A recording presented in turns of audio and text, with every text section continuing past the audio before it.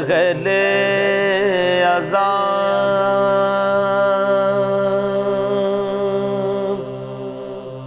عزا کے دن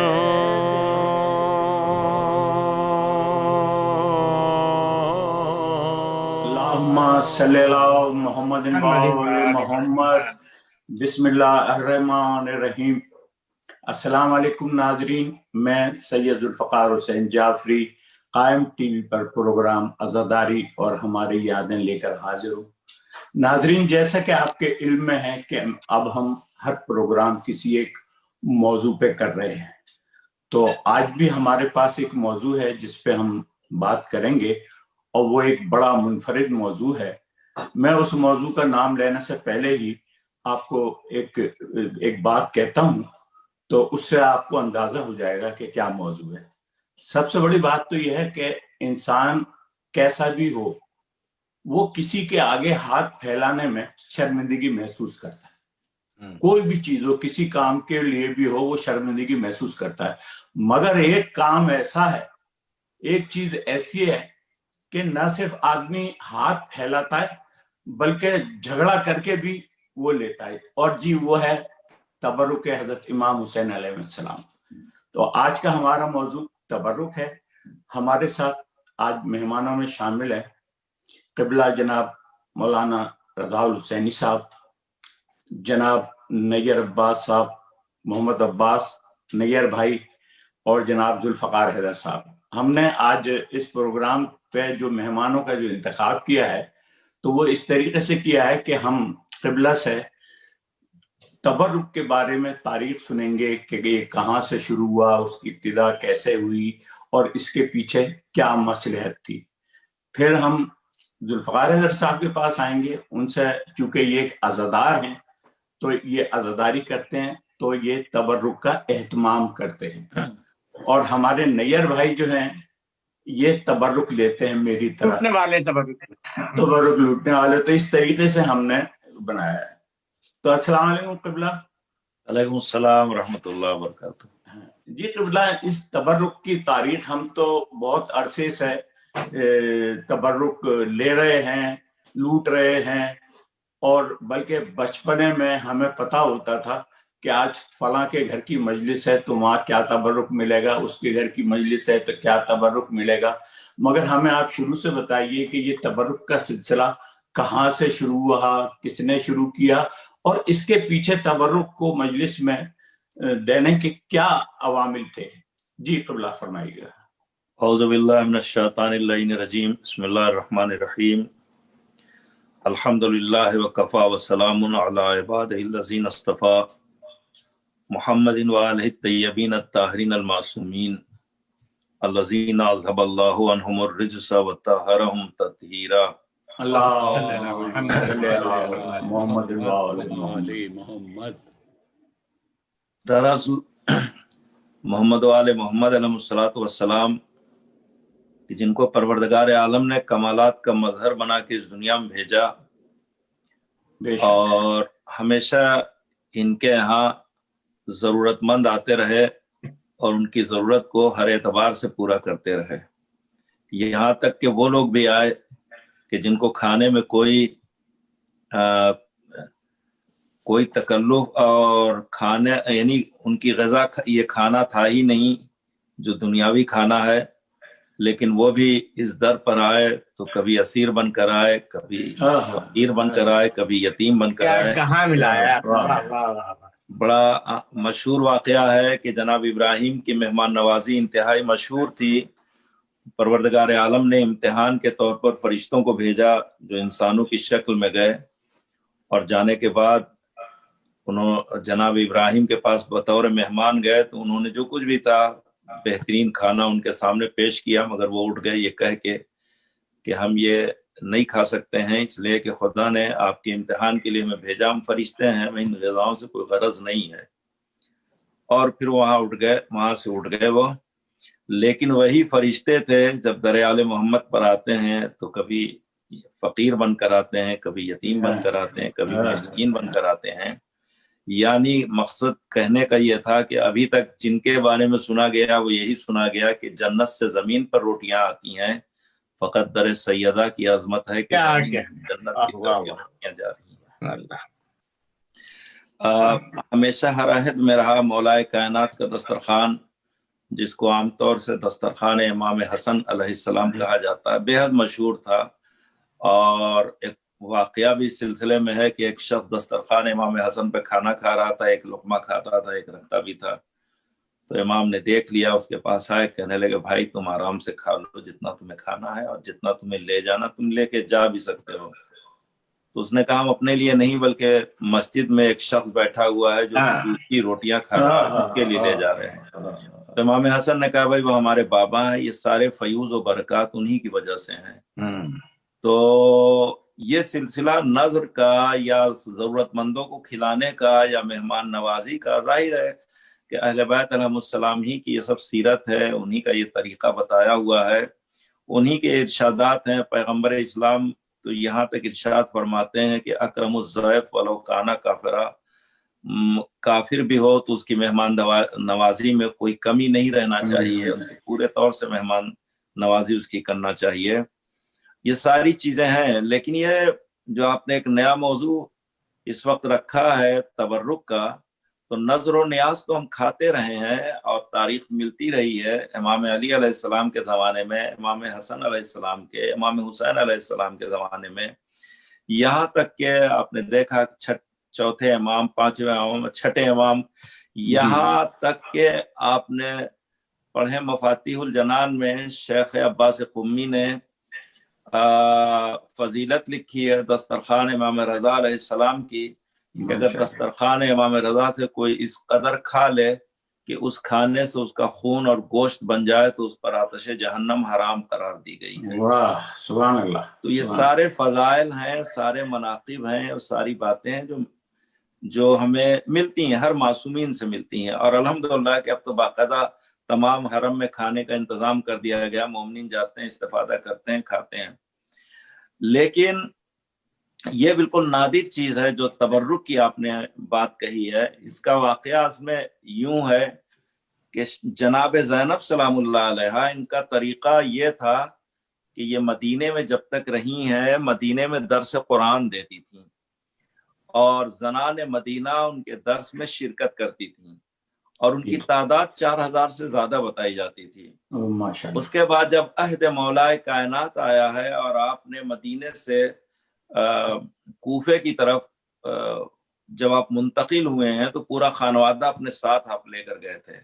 تو جناب زینب نے اسی سیرت کو کہ جو آپ مدینے میں آپ نے اختیار کیا تھا، وہاں پر بھی جا کے آپ نے درس کا سلسلہ شروع کیا، اور وہاں پر بھی زنان مدینہ آتی تھی تو آپ ان کو درس تفسیر قرآن اور اس طریقے سے تفسیر قرآن بیان کرتی تھیں کہ کم سے کم ایک عہد وہ بھی آیا ہے جناب زینب کے اس درس کے سلسلے میں کہ جب 4 معصوم بیک وقت موجود تھے، امام علی بھی تھے، امام حسن، امام حسین بھی تھے، امام زین العابدین بھی پیدا ہو چکے تھے، اور معصومین کا اس درس پر سکوت اختیار کرنا یہ اس بات کی علامت ہے کہ جناب زینب جو کچھ بیان کر رہی تھی وہ منشاء امام کے مطابق بیان کر رہی تھی، اور اسی علم کو پیش کر رہی تھی کہ جو علم امامت ہے، جو علم نبوت ہے۔ اس کے بعد جب مولا کائنات کی شہادت واقع ہوئی ہے تو پھر یہ پورا خانوادہ امام حسن علیہ السلام کے ساتھ مدینہ طیبہ منتقل ہو گیا، اور پھر وہاں پر دوبارہ یہی طریقہ جناب زینب نے اختیار کیا، اور درس کا سلسلہ تھا۔ امام حسن علیہ السلام نے ایسے ہی اپنے دسترخوان پہ ضرورت مندوں کو، مہمانوں کو کھانا کھلانے کا سلسلہ شروع کر دیا تھا، یہاں تک کہ سن 50 میں امام حسن علیہ السلام کی شہادت واقع ہو گئی، اور سن 60 میں جب یزید تخت خلافت پر بیٹھا ہے اور اس نے امام حسین سے مطالبہ بیعت کیا ہے، اس کے جواب میں امام حسین نے انکار کیا ہے، اور پھر آپ مدینے سے نکل گئے، کربلا معلیٰ کی طرف آپ تشریف لے گئے، اور وہاں پر عظیم الشان شہادت پیش کی ہے۔ جناب زینب ہر قدم پر، ہر جگہ پر امام عالی مقام کے ساتھ ساتھ رہی ہیں۔ یہاں تک کہ کربلا میں جب یہ قربانی امام علی مقام نے پیش کیا ہے تو اب جناب زینب وہاں سے چلی ہیں تو تبلیغ کرتے ہوئے چلی ہیں، یعنی بقول علماء کے مشہور مفکرین کے کہ ہر مقصد کی کامیابی کے پیچھے دو چیزیں ہوتی ہیں، ایک قربانی ہوتی ہے اور ایک تبلیغ ہوتی ہے۔ واقع کربلا اور اسلام کی حیات کے لیے امام حسین نے بے پناہ قربانی پیش کی ہے اور جناب زینب نے تبلیغ کی ہے، تو یہ بہن اور بھائی نے مل کر گویا اسلام کو ایک ایسی زندگی دے دی ہے کہ پھر اب اس زندگی میں کوئی ایسا تصور نہیں کیا جا سکتا ہے کہ اسلام کو کوئی تباہ و برباد کر سکے گا۔ خلاصہ یہ ہے کہ پھر 11ویں محرم سے ایک قافلہ کربلا معلیٰ سے چلا ہے، کوفے گیا ہے، پھر کوفے سے شام گیا ہے۔ شام میں جناب زینب نے جب رہائی ملی ہے تو انہوں نے شرط رکھی کہ ہم یہاں سے تب تک نہیں جائیں گے جب تک کہ ہم مجلس سید الشہداء برقرار نہ کریں۔ جناب زینب نے مجلس منعقد کی ہے، لیکن وہاں پر کوئی تبرک انہوں نے تقسیم نہیں کیا، اس لیے کہ کچھ تھا ہی نہیں تو تقسیم کیا کرتی۔ پھر وہاں سے آپ کربلا معلیٰ آئی ہیں چہلم کرنے کے لیے، پھر کربلا معلیٰ سے مدینہ طیبہ تشریف لے گئی ہیں۔ مدینہ طیبہ میں چند روز کے بعد پھر وہی سلسلہ اپنے درس قرآن کا شروع کیا، اور اسی طریقے سے زنان مدینہ شرکت کرتی تھیں، اسی طریقے سے جناب زینب تمام مسائل اسلام کو بیان کرتی تھیں، تفسیر قرآن بیان کرتی تھیں، لیکن ذرا سا پہلے کے مقابلے میں اب ذرا سا اس میں اضافہ ہو گیا تھا۔ اضافہ یہ ہو گیا تھا کہ شہزادی زینب جب درس بیان کر لیتی تھیں تو آخر میں مصائب سید الشہداء بھی بیان کرتی تھیں، جو کربلا میں مصیبت پڑی تھی اس کا بھی تذکرہ کرتی تھی، اور جب تذکرہ ہو جاتا تھا تو اب اس کے بعد جب لوگ جانے لگتے تھے تو آپ تبرک تقسیم کرتی تھیں۔ اس تبرک کو سلیخ کہتے ہیں، سلوخ کہتے ہیں عربی میں، اصل میں یہ اردو میں ہم اس کو ستو کہتے ہیں۔ یہ گندم بھنا ہوا گندم یا بھنا ہوا جو ہوتا تھا یا بھنا ہوا چنا ہوتا تھا، تو اس کو اس میں شکر ڈال کے اس کو بناتے تھے اور اس طریقے سے اس کو تقسیم کیا جاتا تھا اور دیتے تھے۔ پھر اسی طریقے سے امام زین العابدین علیہ السلام بھی جب مجلس منعقد کرتے تھے تو آخر میں اسی کو تقسیم کرتے تھے، اور پھر یہی تبرک، چونکہ اب وہ بحث یہ نہیں تھی کہ کیا تقسیم ہونا چاہیے، موضوع یہ طے تھا کہ مجلس کے بعد کوئی چیز بعنوان تبرک تقسیم ہونا چاہیے۔ تو اب یہ سلسلہ چلتا رہا، اور پھر اس کے بعد یہی سلسلہ کبھی ستو کی شکل میں، کبھی دوسری شکلوں میں، کبھی کھانے کی شکل میں۔ یہ صرف ایران اور عراق کی بات نہیں ہے، یہ صرف انڈیا اور پاکستان کی بات نہیں ہے، بلکہ یہ رواج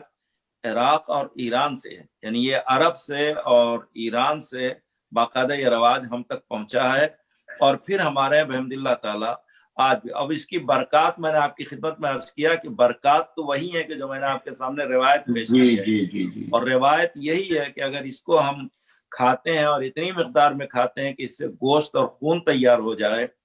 تو ظاہر ہے کہ اگر امام یہ فرما رہے ہیں کہ اسے آتش جہنم حرام ہے، اس پر آتش جہنم حرام ہے، تو یقیناً اس کا فائدہ ہے۔ البتہ وہ اب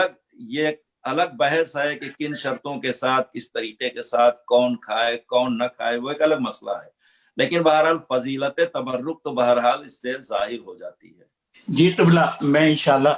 آپ کی اس بات کو آگے کنٹینیو کرتے ہیں۔ ایک چھوٹے سے بریک پہ جا رہا ہوں میں، اس کے بعد پھر ہم آگے اپنے پروگرام کنٹینیو کریں گے۔ جی ناظرین، ایک چھوٹا سا بریک لیتے ہیں، اس کے بعد پھر ہم حاضر ہوتا ہے کریں گے۔ اہل عذاب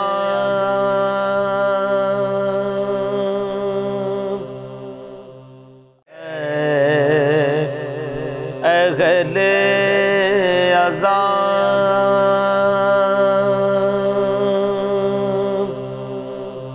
عزا کے دن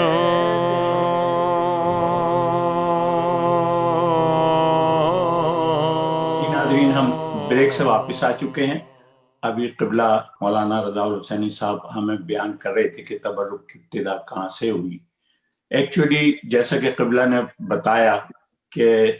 کربلا کے واقعے کے بعد جب امام زین العابدین اور حضرت بی بی زینب نے جب اپنے گھر میں یہ سلسلہ شروع کیا مجالس کا تو وہاں پہ تبرک دیا جاتا تھا. اور اس کی پھر میں سمجھتا ہوں کہ اس کی اہمیت اتنی بڑھ گئی اس اہمیت کی کہ لوگ اپنے اس کو باعث فخر سمجھتے تھے تبرک کو لینا. مگر یہاں پہ ہم یہ دیکھتے ہیں کہ تبرک کے سلسلے میں بہت ساری باتیں ہیں اس کی اہمیت کے بارے میں, اس کی کیا کہتے ہیں خصوصیت کے بارے میں قبلہ سے اور کیا کہتے ہیں ذوالفقار حیدر صاحب سے ایک چھوٹا سا واقعہ میرے ذہن میں ہے, اس کو میں کنفرم چاہوں گا. قبلہ مجھے یہ معلوم ہوا تھا کہ لکھنؤ میں ناصر الملت, مجھے ان کا اصلی نام نہیں پتا کون تھے, مگر ناصر الملت کی ہمشیرہ جو تھی وہ ایک دفعہ بہت بیمار پڑ گئی تھی, تو حکیم وید ڈاکٹر سب سے علاج وغیرہ کراتے رہے. تو کسی روز ان کو ایسے ہی کہا, جیسے کان میں آواز آئی کہ تم کیوں ادھر ادھر جا رہے ہو, تم جا کے اپنی بیٹی کو بہن کو مجلس کا تبرک کھلاؤ. ظاہر ہے وہ عالم دین تھے, مجلسوں میں جاتے تھے, مجلس سے جب واپس آتے تھے تو تبرک ان کے ساتھ بندھا ہوا ہوتا تھا, وہ کھلاتے تھے. مگر پتہ لگا کہ اس سے بھی کوئی افاقہ نہیں ہو رہا, بڑے پریشان کہ کیا ہو. پھر کچھ دن بعد پھر ویسے ہی ان کو کیا کہتے ہیں ندا آئی کہ بھائی یہ جو تم تبرک لا رہے ہو یہ تبرک نہیں ہے, تبرک ہوا ہے جو تم ہاتھ پھیلا کر مانگو.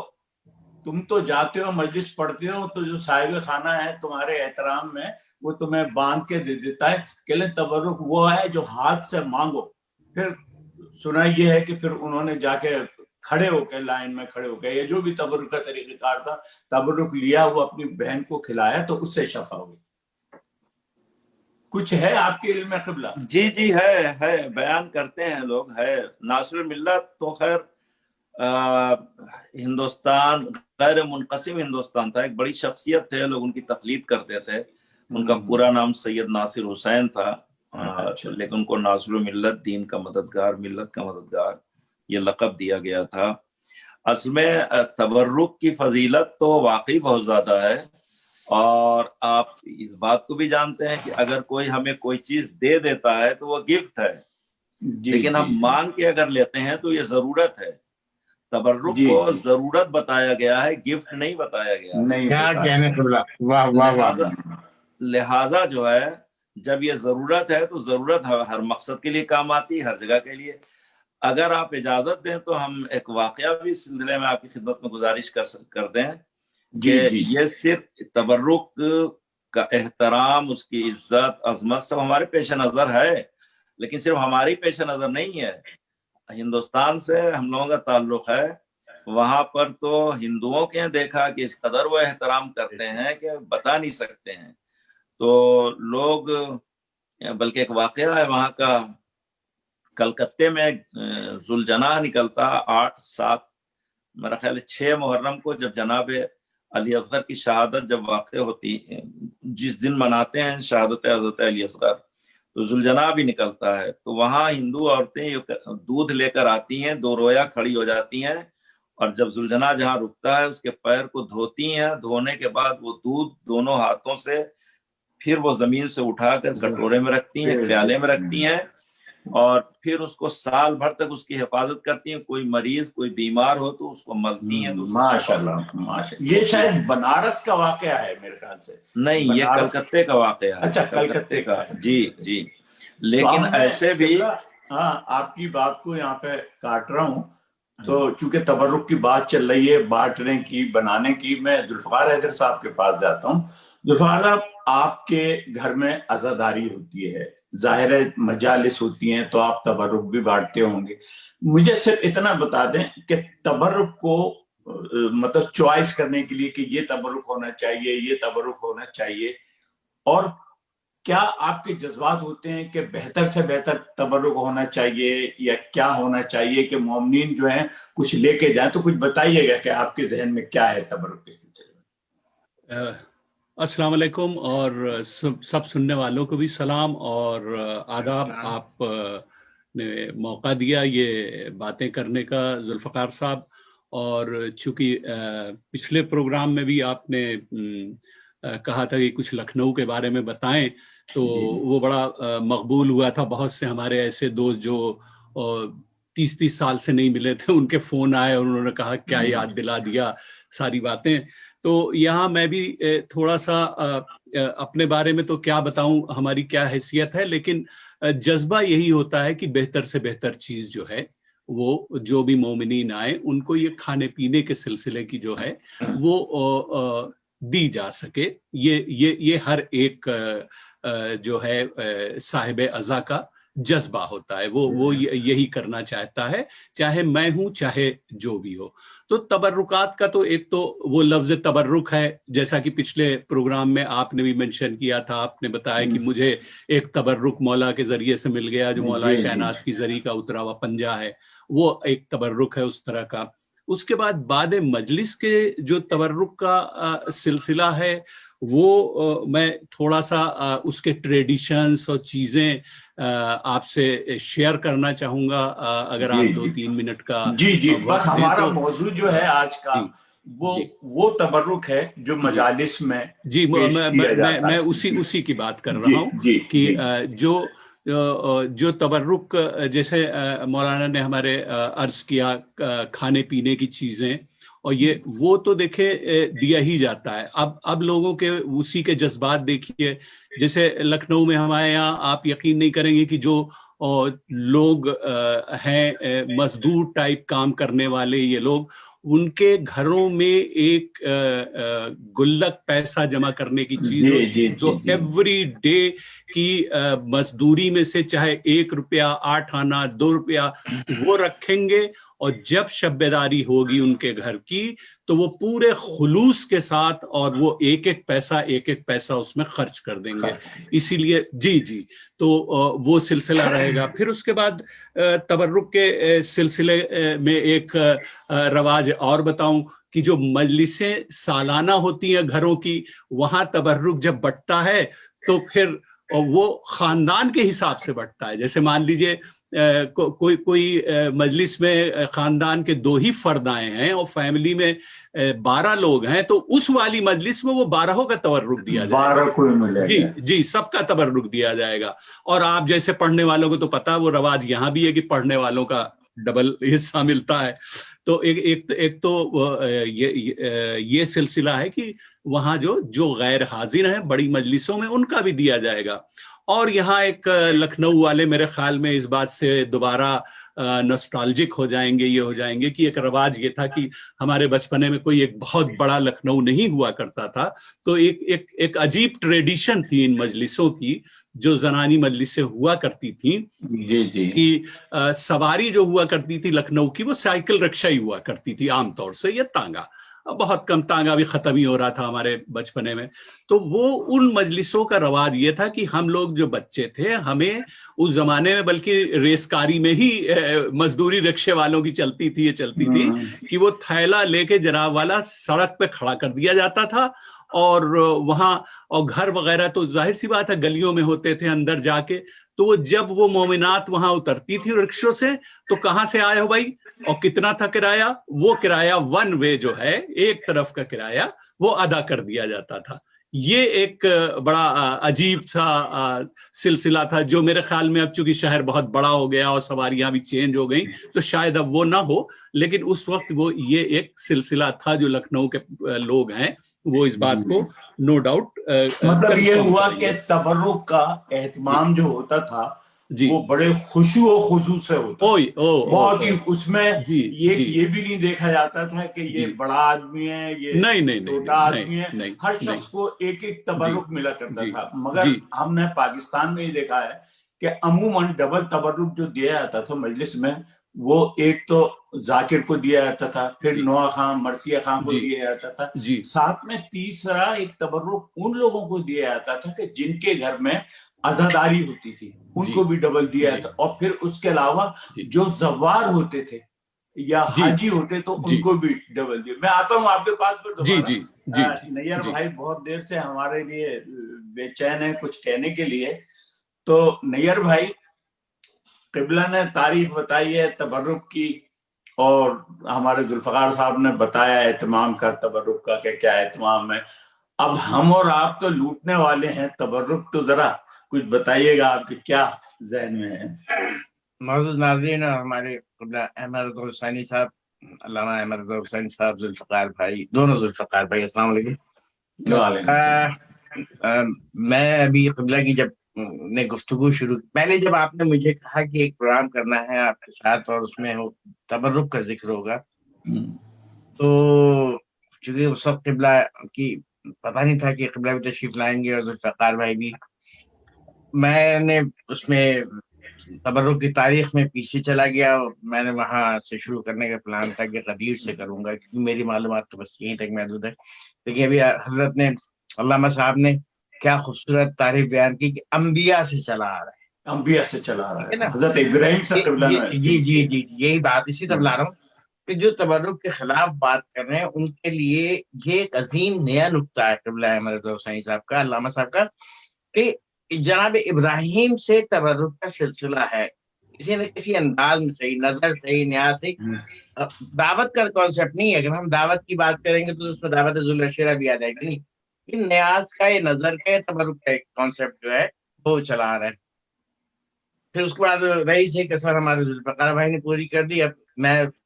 سوچ رہا تھا کہ کیا کروں، اس میں تھوڑی سی وضاحت کروں ذوالفقار بھائی کہ ہماری شیعت کی جو تاریخ ہے وہ 400-500 سال تک، قبلہ کی موجودگی سے فائدہ اٹھا رہا ہوں میں، وہ تحریری شکل میں نہیں جمع ہو سکی، کیونکہ بنو امیہ، بنو عباس کے دور میں ہم پر اتنا ظلم تھا کہ ہم اگر جو کھال کے کسی اس پہ بھی لکھتے تھے تو ذرا سے بھی شک ہو جائے کہ اس گھر میں محب علی موجود ہے، وہ تو وہاں اس وقت شیعہ علی کا کانسیپٹ تھا اس وقت کہ شیعہ علی کا شیعہ موجود ہے، اس گھر کو گرا دیا جاتا تھا، اس گھر کو جلا دیا جاتا تھا۔ تو پھر بہت ساری چیزیں ہم تک جو پہنچی ہیں وہ سینہ بہ سینہ چلی ہیں۔ 300 سال کے بعد ہم نے اہل سنت کی تاریخ سے اہل بیت کے فضائل لینا شروع کیا، اور پھر 300 سال تک تو ہم، پھر بنو عباس کے بعد اب جب دور تھوڑا سا آگے تبدیل ہوا ہے اور ان پہ بنو امیہ، بنو عباس پہ عذاب نازل ہونا شروع ہوا ہے، ظاہر ہے اس وقت سے لے کے آج تک ان پر لعنت پڑ رہی، چاہے کتنا بھی کوئی روکنے کی کوشش کی جائے ان پر لعنت پڑ رہی ہے۔ یہ تبرک جو ہے وہ ہم اس وقت سے لے کے چلے، اور یہ ایک حقیقت ہے کہ امام سجاد اور جناب زینب سلام اللہ علیہ جو جب وہ رہا چلتے بھی، اور ہمارے بعض مورخ بیان کرتے ہیں کہ جو محب آتے تھے، اور دوران اسیری بھی، چونکہ ابھی سفر کا مہینہ ہے، دوران اسیری بھی آتے تھے تو وہ اپنی محبت کا اظہار کسی نہ کسی انداز میں کرتے تھے، تو مولا ان کو دعا دے رہے تھے کہ میرے پاس تمہیں جناب زینب ان کو دعا دے رہی تھی، میرے پاس دینے کے لیے کچھ نہیں ہے، میں تمہیں دعا دے سکتی ہوں، تو وہ تبرک ہوتا تھا۔ اب وہ تبرک ظاہر ہے اس کی شکل میں آ گیا، میں اور آپ تو مادیت کی شکل میں ہم دیکھ رہے ہیں۔ پاکستان میں جو تبرک کا، کیونکہ آپ نے لٹیرے کی بات کی، تو میں اس بات کو پراؤڈلی کہتا ہوں، میں فخریہ کہتا ہوں، میں بچپن سے ہی تبرک، کیونکہ ہمارے، میں نے شاید آپ کے ایک پروگرام میں ذکر کیا تھا، مولانا حسن عباس صاحب وہ کہتے تھے کہ تبرک میں کبھی جھجکو نہیں لینے میں، دلانے میں دیر نہیں کرو۔ اور یہاں بھی میں نے بعض امام بارگاہوں میں دیکھا، ذخانوں میں دیکھا، وہاں بھی دیکھا کہ تھوڑا سا جو ہمارے ظاہر بہتر علم لے لیتے تھے دنیاوی علم، وہ تبرک لینے میں جھجکتے تھے، تو میں ان سے کہتا تھا بھائی یہی اسی کا صدقہ تم گھر جا کے بھی کھاؤ گے، کہ جو آج ہمیں مل رہا ہے تبرک، جو ہم گھر پہ کھا رہے ہیں، یہ بھی انہی کا صدقہ ہے۔ جی ہاں، ہم نے مجالس میں دیکھے ہیں ایسے لوگ، دیکھے ہیں ایسے افراد انہی کی بات کہ کروں تو وہ میں ان کو تبرک کے اوپر رش لگا ہوا ہے یا کھانے پہ، تبرک کے کھانے پہ رش ہے، تو نے کہا چھوڑو یار، حالانکہ وہ میں نہیں سمجھتا تو کہ میں ان کو دیکھتا تھا، میں ان کو روکتا تھا کہ بھائی لیجیے، میں آپ کو تبرک کیا، میں تو بہت چھوٹے سے تھے، کیونکہ وہ سبجیکٹ میرے حصے میں لٹیرے والا آیا تو اسی پہ آؤں گا کہ بچپن میں جب والدہ کی انگلی پکڑ کے ہم جاتے تھے تو مجلسوں میں خواتین کی چھوٹے چھوٹے تھے، تو وہ بہن کے کونوں میں موجود ہے، والدہ بھی کبھی کبھی ذکر کر دیتی نہیں تھی کہ ہم نے، اچھا اس زمانے میں تبرک بہت وہ ہوتے تھے جو عام، مثلا چیوڑا ہو گیا، نمک پارے ہو گئے، اس طرح کے تبرک ملتے تھے۔ یہ جو ابھی پیکٹ میں بریانی یا حلیم اور یہ سب ملتا ہے، وہ ظاہر زمانے میں نہیں رہے، اس زمانے میں استطاعت بھی نہیں تھی لوگوں کی۔ تو وہ ہماری وہ جو بانٹنے والی تھی، اللہ ان کو غریق قیامت کرے، اللہ صاحب کی اہلیہ، ہم کہتے تھے ان کو وہ پوری مٹھی بھر کے اس میں ڈالتی تھی، جب ہمارے ہاتھ میں آتا تھا تو تھوڑا سا، تو وہ ہم اس میں بےمانی کرتے تھے، ظاہر بےمانی تھی، ہم سیدھے ہاتھ سے لیا تو ہم نے سیدھا ہاتھ پیچھے کر کے خالہ، دوسرا خالہ ہنستے ہوئے دے دیتی تھی، ان کو پتا تھا کہ یہ دوبارہ لے رہا ہے ماشاء اللہ۔ اب اسی میں مجھے یاد ہے کہ کسی گھر مجلس تھی تو جو اہل خانہ تھے، مردانی مجلس تھی، اس میں میں نے وہی تبرک والا کیا، تو ان جن کے اہل خانہ تھے انہوں نے شاید کچھ ان کو احساس ہوا کہ تبرک کم ہے، اور میرا ایمان میرا یقین ہے میں نے تبرک کسی گھر میں کبھی کم ہوتے دیکھا نہیں، دیکھا ٹھیک ہے نا۔ تو وہ انہوں نے کہا کہ میں تو وہ انہوں نے مجھے روکا، جو بانٹنے والے تھے ان کا نام میں نہیں بتاؤں گا، ان کو کہا کہ تھوڑا دیر بعد آپ مجھ سے بات کیجیے گا، تو مجھے بھی لے کے کھڑے ہو گئے، انہوں نے کہا کہ دیکھو یاد رکھو مولا کے تبرک میں تو کسی بھی طرح لے رہا ہے اس کو مایوس نہیں کرنا، کبھی منع نہیں کرنا، کوئی بھی آ جائے۔ اب ہمارے شہر کراچی میں ایک جگہ کے خواتین بہت آتی تھی، بہت آتی، میں نام نہیں لوں گا، بری بات ہے، مایوسی بات ہے، کراچی کسی بھی جگہ اچھی مجلس ہو رہی ہے اور وہاں اچھا ہے تبرک ہے تو ایک جمگٹا ہوتا تھا، اور وہاں ان کا اتنا کیا یہ لوگ نہیں آنا پائے، دروازہ بند کر دو، تو 2-3 جگہ تو میں نے روکا کہ بھائی آپ، یہ گودرا والے کہلاتے تھے، تو میں نے ان کو روکا، میں نے کہ بھائی کیا کر رہے ہیں آپ، یہ آ رہے ہیں تبرک لے کے بہانے سے آ رہے ہیں، بیٹھ رہے ہیں آپ کے مولا کے فضائل و مصائب سن رہے ہیں، آپ ان کو روکے نہیں۔ اور اب رہی تبرک کی بات، وہ بچپن میں ہم نشانیاں تھی ہمارے پاس کہ فلاں کے گھر میں شیرمال بٹتی ہے، فلاں کے گھر میں نان بٹتی ہے، ہم نے نام رکھے ہوئے تھے، ٹھیک ہے، وہ بچپنے کی باتیں ہیں، اس میں ہم نے نام رکھے ہوئے تھے کہ بھائی ذوالفقار فلاں کے گھر حلیم کی مجلس ہے، نہیں وہ فلاں کے گھر بریانی کی ہے، بریانی حلیم تو بہت بات کی بات ہے ذوالفقار بھائی، وہ تو سب سے پہلی جو ہوئی تھی نان سے ہوئی تھی، نان، اور وہ قیمہ چنے کی دال بھنی ہوئی نان کے اندر وہ رکھ کے اور وہ تبرک دیا جاتا تھا، اور نان کی فولڈ ہوتی تھی تو پورے میں پورا مسالہ لگا ہوتا تھا، بہت مزہ آتا تھا اس کھانے میں، بہت نہیں مزہ بھائی، آتا تھا۔ ہم آپ کے پاس دوبارہ آتے ہیں، ایک چھوٹا سا بریک لے رہا ہوں میں، جی اس کے بعد تھوڑا سا ایک نیا پوائنٹ ہے جو میرے ذہن میں آیا تو میں مولانا صاحب سے ڈسکس کروں گا۔ تو ناظرین ہم بریک پہ جا رہے ہیں۔ اہل عذاب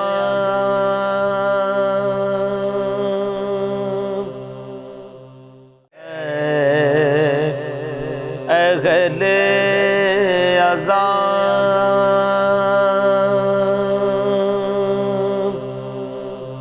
عذا کے دن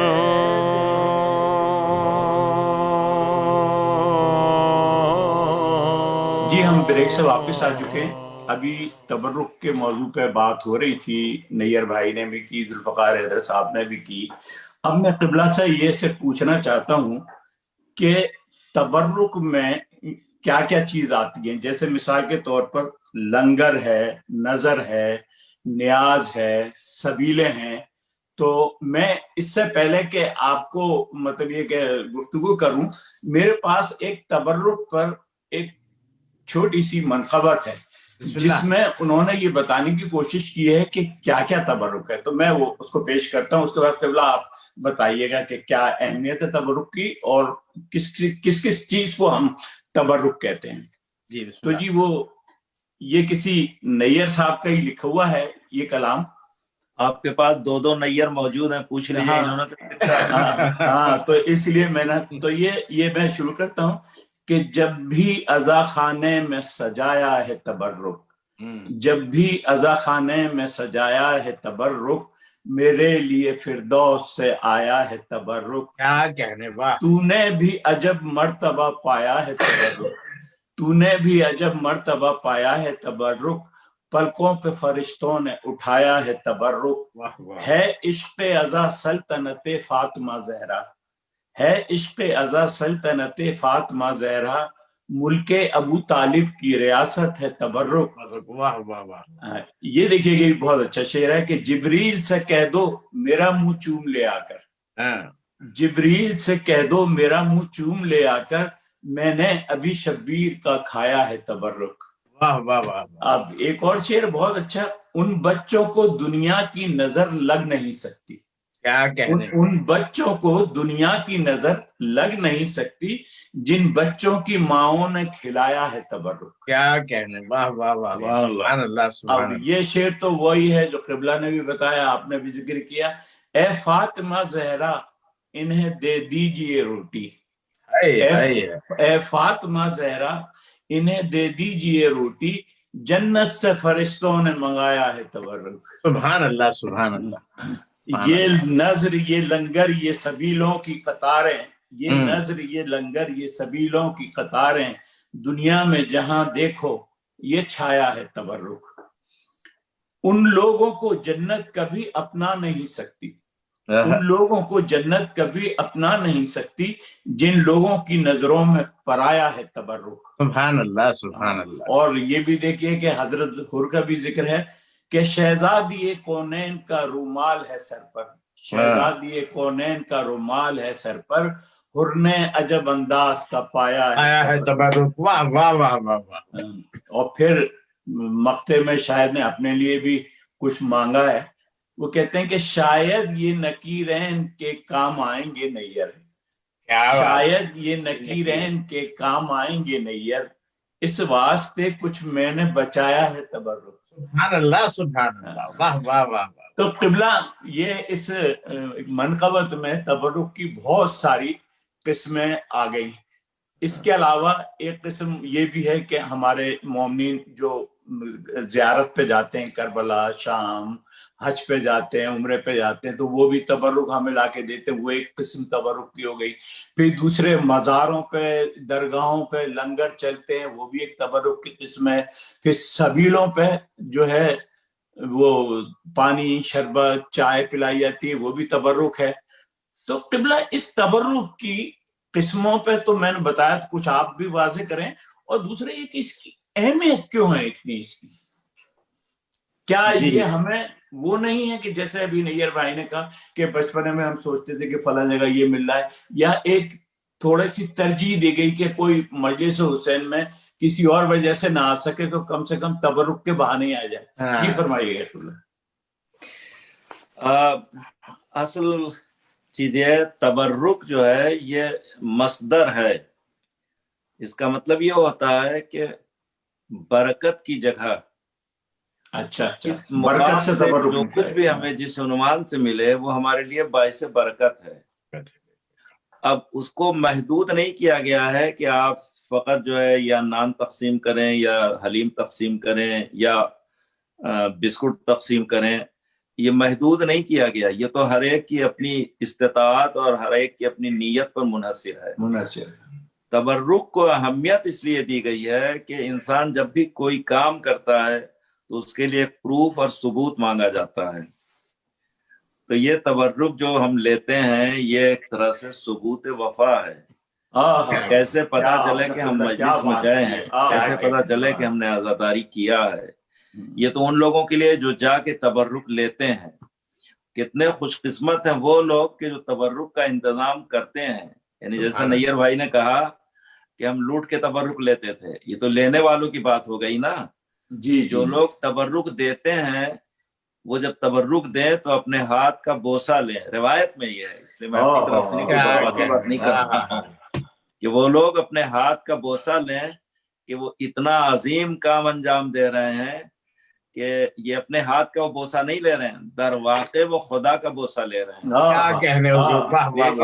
ایک عظیم کام انجام دے رہے ہیں۔ تو ظاہر ہے کہ یہ ہمہ جہت فضیلت ہے۔ تو آپ یہ مولانا فرمائیں کہ یہ ساری چیزیں ہمارے لیے ضرورت کی ہیں، اس سے ہماری ضرورت بھی پوری ہو رہی ہے، اور جو ثواب مل رہا ہے وہ تو اپنی جگہ پر ہے ہی ہے۔ دینے والا کتنا خوش نصیب ہے کہ وہ ایسی ایسی چیزیں فراہم کر رہا ہے۔ اور ظاہر ہے کہ خزانہ الہی میں کمی نہیں ہوتی، آپ لوگوں کو دیتے جائیں، پروردگار آپ کو عطا کرتا چلا جائے گا۔ اور ہم نے دیکھا ہے لکھنؤ ہے یا آپ دوسری جگہوں پر آپ چلے جائیں تو لوگ بڑا اہتمام مجلس کا کرتے ہیں، یعنی یہ شیرمال اور یہ جو روٹیاں وغیرہ کباب کے ساتھ تقسیم کرتے ہیں وہ تو ہے ہی ہے۔ ہمیں تو یہاں تک بتایا گیا کہ لوگ ٹی وی اور فریج تک جو ہے وہ تبرک کے طور پر تقسیم کرتے ہیں، اور اسی طرح سے نہ جانے کیسی قیمتی چیزیں تقسیم کرتے ہیں۔ لیکن یہ ساری چیزیں منع نہیں ہے، اس لیے منع نہیں ہے کہ یہ سارے واقعات تو ہیں نا تاریخ میں. ایک شخص ہمیشہ امام کی خدمت میں بہت دور سے، بلخ کہتے ہیں کہ ایران، تقریباً سرحد ایران سے آتا تھا چھٹے امام کے پاس زیارت کرنے کے لیے. جب حج کرنے آتا تھا تو حج کرنے کے بعد وہ جاتا تھا زیارت امام کے لیے، اور تحفے لے کر امام کی خدمت میں آتا تھا اور پیش کرتا تھا. تو یہ ظاہر ہے کہ اس کی بیوی نے شاید اتنی معرفت نہیں تھی، اب بہرحال شاید ساری چیزیں مصلحت کے تحت ہیں. کہا ہمیشہ تم لے جاتے ہیں امام کی خدمت میں، کبھی امام نے بھی تمہیں کچھ دیا ہے؟ اس نے کہا توبہ کرو، استغفار کرو، کیسی باتیں کر رہی ہو، اس طرح کی باتیں امام کے لیے نہیں کہی جاتی ہیں. بہت ہی ناراض ہوا وہ. خیر وہ حسب عادت آیا امام کی خدمت میں. امام نے کہا کہ بھائی چلو ہاتھ تو دھو لو. اب امام اس کا ہاتھ دھلا رہے ہیں. اب ہاتھ دھلانے کا نیچے دیکھو دست میں کیا گر رہا ہے، کبھی وہ موتی ہے، کبھی وہ ہیرا ہے، کبھی وہ جواہر ہیں، بہت سی قسمیں ہیں. کہ اس کو سمیٹو اور لے جاؤ، لے آ کے اپنی زوجہ کو دے دینا. تو وہ اس بات سے خوش نہیں تھا کہ امام نے اتنا کچھ ہمیں دے دیا، وہ اس بات سے ناراض تھا کہ بیوی نے ایسا کیوں کہا ہے. تو اگر خلوص اس معیار کا ہوتا ہے اور نیت اس طریقے کی ہوتی ہے تو پروردگار کیا آسانی کرتا. بڑا مشاہدہ کیا ہے، آپ نے بھی کیا ہوگا، ان سب لوگوں نے کیا ہوگا، کہ ہم دنیاوی کام جب بھی کرتے ہیں، کوئی مکان بنا رہا ہے، کوئی شادی کر رہا ہے، کوئی مقدمہ لڑ رہا ہے، کچھ کر رہا ہے، کہتے ہیں یار بڑا خرچہ ہو گیا یار، بڑا خرچہ ہو گیا یار بہت. مگر ایک یہ مجالس جب بھی کرتا ہے تو اس کے بعد اس کے لفظ میں یہی ہوتا ہے یار کچھ نہیں کر پایا، انشاءاللہ اگلے سال میں اس سے زیادہ کروں گا. تو یہ چیز جو ہے بڑی اتم. میں ذوالفقار صاحب چونکہ میں اس سلسلے میں ایک جملہ کہہ دوں کہ قرآن، حدیث اور ائمہ علیہ السلام کے اقوال کو پیش نظر رکھیں تو ہمیشہ وہ کہتے ہیں کہ اگر تمہیں کاروباری کرنا ہے تو خدا سے کرو. ان اللہ اشتری من المؤمنین انفسهم واموالهم بان لهم الجنہ، کہ اس نے جان و مال کو جنت کے عوض خرید لیا ہے. تو ظاہر کہ جب ہم اللہ سے کاروبار کریں گے تو یہ سمجھ کے کریں گے کہ ہم جتنا بھی ایک ڈالر ہم خرچ کریں گے 10 گنا وہ دے گا، 100 گنا دے گا، بلکہ وہ کہتا ہے اتنا دیں گے کہ تم شمار بھی نہیں کر سکتے. اسی عقیدے کے تحت یہ امور انجام دیے جاتے ہیں. جی ذوالفقار صاحب. جی میں اور یہی نہیں، آپ لوگوں کی بات کو ہی ایڈ کرتے ہوئے ابھی کہ جیسا قبلہ نے بھی فرمایا اور ہمارے نیر بھائی نے بھی اور آپ نے بھی اقتصادیات کے سلسلے سے، تو وہی میں بھی یاد دلاتے ہوئے آگے بڑھوں گا کہ ایک وقت یہی تھا کہ وہ نان کے اوپر ہلکا سا کباب یا وہ رکھ دیا جاتا تھا، وہ دے دیا جاتا تھا. لیکن مولا کے سلسلے میں اکثر لوگ یہ اعتراض بھی کر دیتے ہیں کہ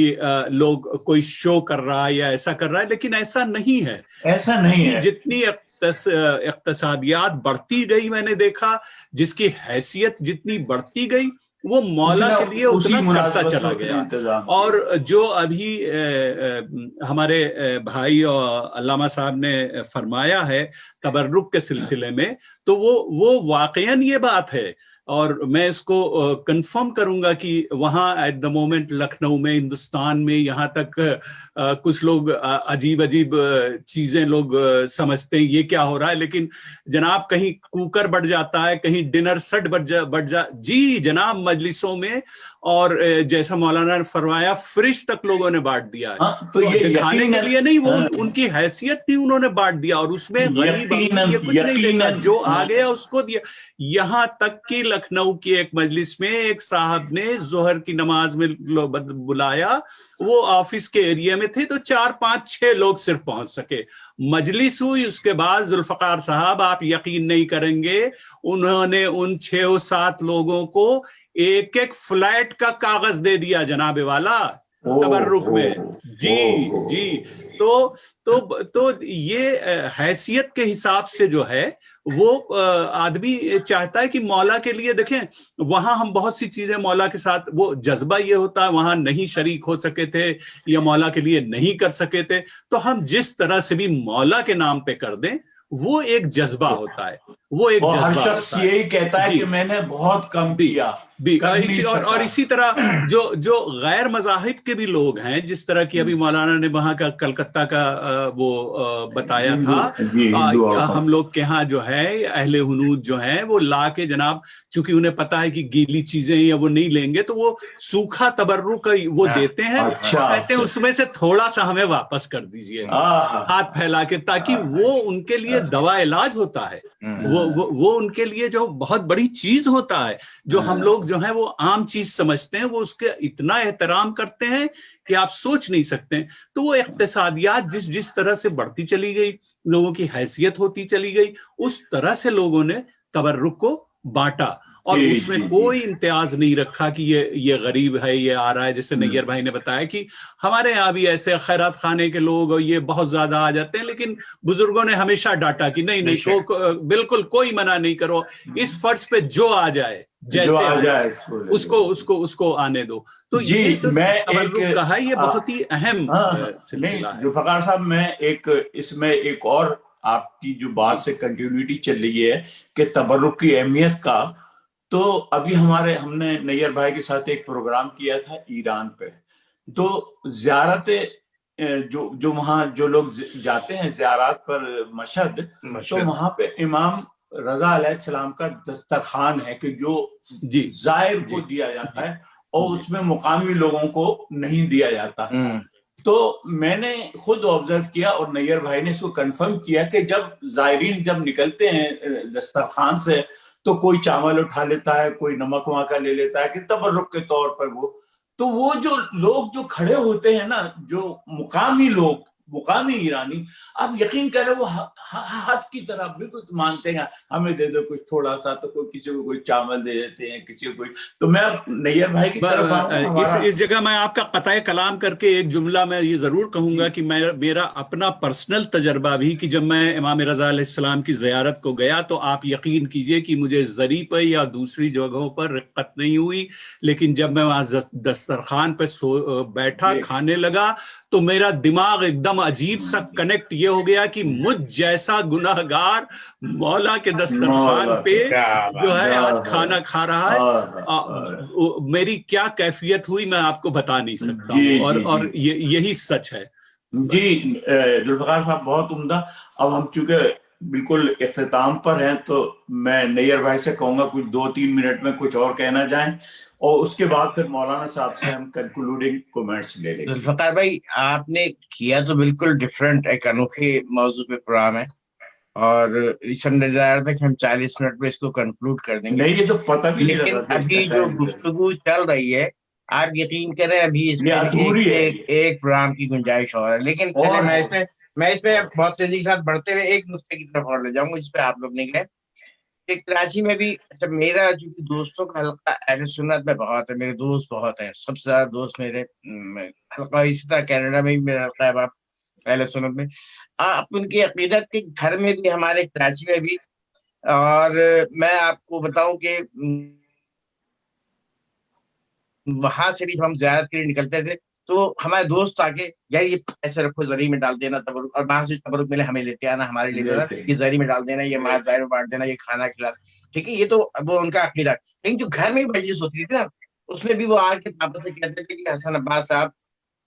اس میں کچھ ہمارا بھی بابا کہتے تھے آپ بتائیے کیا کریں گے، ایک مجلس کے آپ ایک مجلس کا تبرک میں کر لوں۔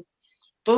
9 مجلسیں بٹی ہوئی تھی، جس میں 7 مجالس کے تبرک ہمارے اہل سنت یہ سلسلہ یہاں بھی ہے۔ اب میرے گھر ایک مجلس ہوتی ہے مرثیے کی عاشورے کے فوراً بعد اتوار کو، پہلا اتوار عاشورے کے فوراً بعد اس میں مرثیے کی مجلس ہوتی ہے، اس میں جو تبرک کے کھانا ہے وہ جو میں وہاں کراچی سے چلے آ رہا ہے، دال گوشت اور چاول، بغیر چاول اور دال گوشت، وہ یہاں بھی ہے۔ تو وہ ہمارے دوست چائے کا انتظام، انہوں نے جب یہاں 2008 جب پہلی مرتبہ آیا ہوں میں یہاں پہنچا ہوں، لینڈ کیا، پہلی مجلس کی ہے، انہوں نے کہا کہ چائے، میں نے کہا نہیں تبرک میں یار دیکھو ایک مجلس کر رہا ہوں میں، مجھے اپنے جو میں کرتا ہوں جمع اسی مجلس کے لیے، انہوں نے کہا چائے میری طرف سے کر دو۔ تو ہر سال ان کا طریقہ ہے کہ وہ مجلس کی ڈیٹ کا، وہ محرم شروع ہونے سے پہلے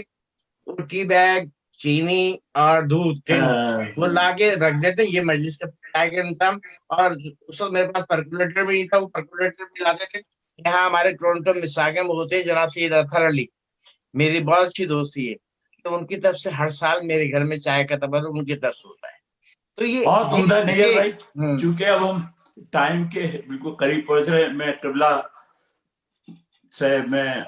ریکویسٹ کرتا ہوں کہ کوئی کنکلوڈنگ ریمارکس دے دیں، تو پھر یہ ہے کہ ہمارے پاس 2-3 منٹ ہیں، تو اس میں جو کچھ کریں. جی بہت بہت شکریہ، آپ لوگوں کا محبتیں ہیں. ارے نہیں یہ ہے کہ باتیں تو بہت اچھی ہوئی ہیں، اور یہ ایک سلسلہ بھی ایسا نادر سلسلہ ہے کہ نوجوان نسل کے لیے ساری چیزیں جیسا لگتا ہے کہ خواب کی باتیں ہیں جو کی جا رہی ہیں، لیکن در واقع سب کچھ ہو چکا ہے. بلکہ تقسیم ہند و پاک کے موقع پر ہندوستان کے مسلمان زمینداری وغیرہ ٹوٹ جانے کے بعد بہت زیادہ غربت کی کیفیت پیدا ہو گئی تھی. تو ابھی تو آپ نے سنا کہ فریج تقسیم کر دیا، کھیت وہ فلیٹ تقسیم کر دیا، ڈنر سیٹ تقسیم کیا، یہ کیا وہ کیا. لیکن اس وقت صورتحال یہ تھی کہ ایک بسکٹ بھی بانٹنے کی لوگوں کے اندر سکت نہیں تھی. تو لوگوں نے پانی پر مجلس کیا ہے، اور بقول ہمارے محمد عباس نیر صاحب کہ اس پانی کو بھی لینے کے لیے لوٹ مچی رہتی تھی کہ ہمیں تو پانی، بھائی پانی تو ہے، جا کے لے لو، لیکن اس کو بھی لیتے تھے. تو خلاصہ یہ ہے کہ یقیناً تبرکات جو روایات ہمارے پاس ہیں اس میں واقعی یہ ہے کہ جیسے انسان اگر مریض ہے تو اسے کربلا کی خاک تھوڑی سی ملا کے دے دیں تو اس کو شفا مل جاتی ہے شفا. اسی طریقے سے تبرک ہے، یعنی یہ روایت میں بیان کر رہا ہوں کہ اگر کوئی شخص مریض اور بیمار ہے تو اس کو تبرک تھوڑا سا اگر دیا جائے تو یہ بھی سبب شفا ہے.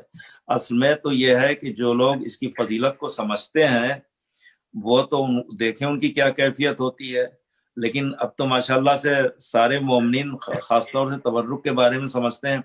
ہم نے دیکھا ہے کہ مراجع کرام بھی آتے تھے تو 2 کام ان کا ہوتا تھا، یعنی بڑے بڑے علماء کو ہم نے ایران وغیرہ مجلسوں میں دیکھا ہے، آتے تھے تو وہ ان جگہوں بیٹھتے جہاں مومنین کی چپلیں رکھی رہتی، جی اسی طریقے سے بیٹھتے تھے. اور جو تبرک تقسیم ہوتا تھا وہ باقاعدہ وہ لے کے تب جاتے تھے. تو یقیناً اس کی انتہائی فضیلت ہے، اور اس سے کسی کو اعتنائی نہیں کرنا چاہیے، اسے غرور اور تکبر شمار کیا جائے گا. لہذا تبرک لے کر، نہ ملے تو مانگ کر لے جائیں اور گھر والوں کو دیں، تاکہ یہ تبرک ہمارے لیے خیر و برکت کا سبب ہو. بہت شکریہ قبلہ، بہت شکریہ قبلہ. اور آخر میں ایک شعر کہتے ہوئے میں پروگرام کا اختتام کرتا ہوں کہ یہ نظر، یہ لنگر، یہ سبیلوں کی قطاریں، دنیا میں جہاں دیکھو یہ چھایا ہے تبرک. تو اسی میں بہت شکر گزار ہوں قبلہ مولانا رضا الحسینی صاحب کا، میں خود آپ حضرات کا شکر گزار ہوں، یہ موقع آپ نے دیا ہے صاحب کا. آپ لوگوں نے اس پروگرام میں شرکت کی، بہت شکریہ. تو ناظرین اس کے ساتھ ہی ہم پروگرام کا اختتام کرتے ہیں. خدا حافظ، فی امان اللہ. اہل اذان